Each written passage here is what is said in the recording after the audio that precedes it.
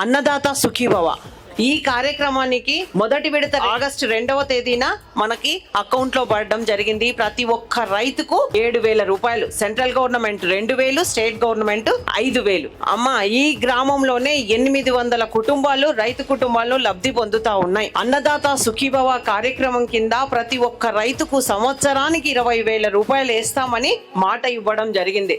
మాట ఇచ్చిన తీరుగానే ఈ రోజు ఈ ప్రభుత్వం నెరవేరుస్తుందని కూడా మీకు అందరికీ గుర్తు చేస్తా ఉన్నా.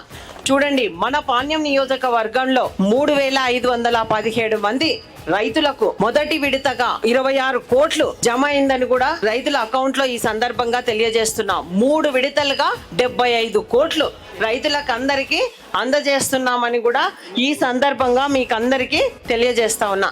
చూడండి, మనది రైతు ప్రభుత్వం.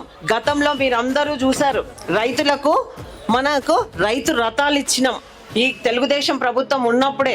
అంతేకాకుండా వ్యవసాయ పనిముట్లు కూడా అందరికీ సబ్సిడీ కింద ఇవ్వడం జరిగింది.